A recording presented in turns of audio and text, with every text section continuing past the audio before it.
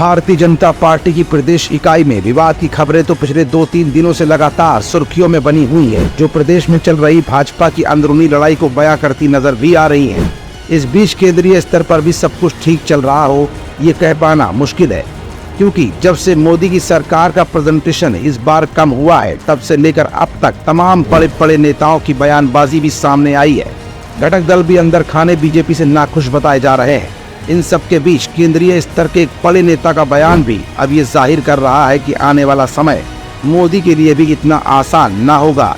आखिर वो कौन सा केंद्रीय स्तर का बड़ा नेता है जिसके बयान के बाद अब बवाल प्रदेश स्तर से उठकर केंद्रीय स्तर तक भी पहुंच सकता है?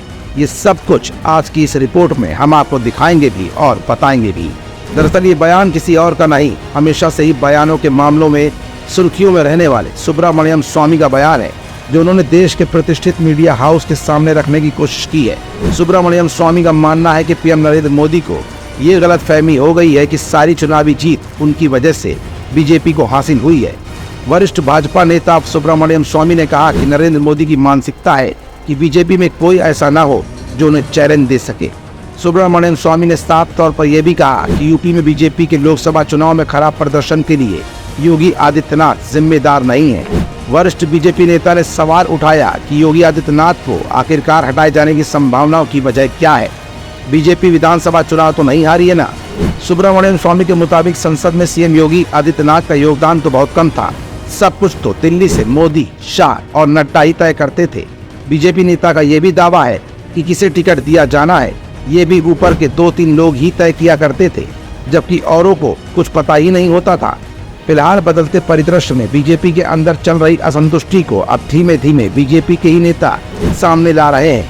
कई प्रदेश स्तर पर गुटबाजी की खबरें आ रही हैं, तो कहीं राष्ट्रीय स्तर पर असंतुष्टि की। इन सब के बीच निश्चित तौर पर सुब्रमण्यम स्वामी जैसे वरिष्ठ नेता का ये बयान आग में घी का काम करेगा, और इस आग में प्रदेश स्तर से लेकर केंद्र स्तर तक होने वाले बड़े फेरबदल की संभावनाओं को भी इनकार नहीं किया जा सकता। हमारा channel Indian news services INS like, share and subscribe करना ना भूलें। बेल आइकन पर बटन दबाएं और देखें लेटेस्ट खबरें INS पर। INS, हर भारतीय की आवाज।